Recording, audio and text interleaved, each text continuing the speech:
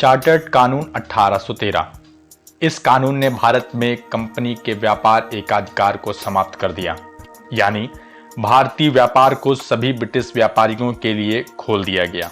तब भी इस कानून ने चाय के व्यापार तथा चीन के साथ व्यापार में कंपनी के एकाधिकार को बहाल रखा।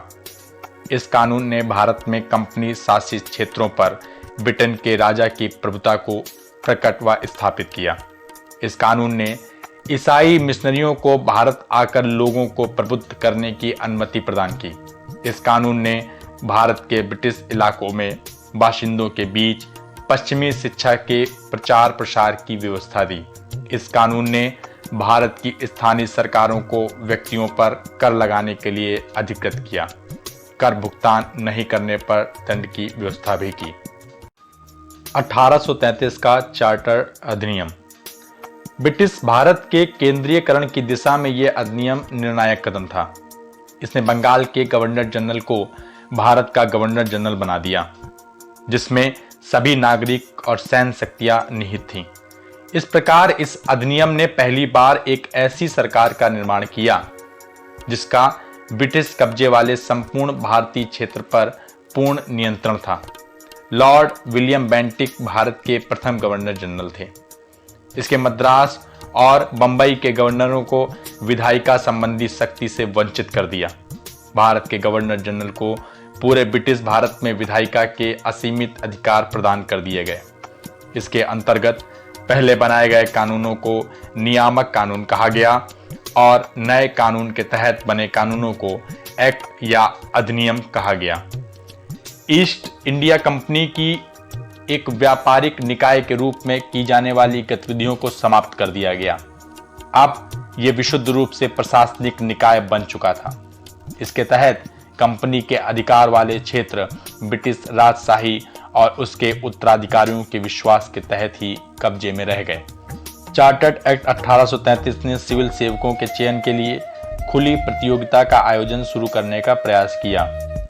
इसमें कहा गया कि कंपनी में भारतीयों को किसी पद, कार्यालय और रोजगार को हासिल करने से वंचित नहीं किया जाएगा। हालांकि बोर्ड ऑफ डायरेक्टर्स के विरोध के कारण इस प्रावधान को समाप्त कर दिया गया। 1853 का चार्टर्ड अधिनियम। 1793 से 1853 के दौरान ब्रिटिश संसद द्वारा पारित किए गए चार्टर्ड अधिनियमों की श्रृंखला में यह अंतिम अधिनियम था। संवैधानिक विकास की दृष्टि से यह अधिनियम एक महत्वपूर्ण अधिनियम था। इसने पहली बार गवर्नर जनरल की परिषद के विधायी एवं प्रशासनिक कार्यों को अलग कर दिया। इसके तहत परिषद में 6 नए पार्षद और जोड़े गए। इन्हें विधान परिषद कहा गया। दूसरे शब्दों में इसने गवर्नर जनरल के लिए नई विधान परिषद का गठन किया, जिसे भारतीय केंद्रीय विधान परिषद कहा गया। परिषद की इस शाखा ने छोटी संसद की तरह कार्य किया। इसमें वही प्रक्रियाएं अपनाई गईं जो ब्रिटिश संसद में अपनाई जाती थीं। इस प्रकार विधायिका को पहली बार सरकार के विशेष कार्य के रूप में जाना गया, जिसके लिए विशेष मिशनरी और प्रक्रिया की जरूरत थी।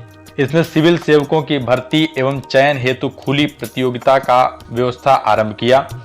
इस प्रकार विशिष्ट सिविल सेवा भारतीय नागरिकों के लिए भी खोल दी गई और इसके लिए 1854 में भारतीय सिविल सेवा के संबंध में मैकाले समिति की नियुक्ति की गई। इसने कंपनी के शासन को विस्तारित कर दिया और भारतीय क्षेत्र को इंग्लैंड राजशाही के विश्वास के तहत कब्जे में रखने का अधिकार दिया। लेकिन पूर्व अधिनियमों के विपरीत इसने किसी निश्चित समय का निर्धारण नहीं किया गया था। इससे स्पष्ट था कि संसद द्वारा कंपनी का शासन किसी भी समय समाप्त किया जा सकता है। इसने प्रथम बार भारतीय केंद्रीय विधान परिषद में स्थानीय प्रतिनिधित्व प्रारंभ किया। गवर्नर जनरल की परिषद में 6 नए सदस्यों में से 4 का चुनाव बंगाल, मद्रास, बंबई और आगरा की स्थानीय प्रांतीय सरकारों द्वारा किया जाना था।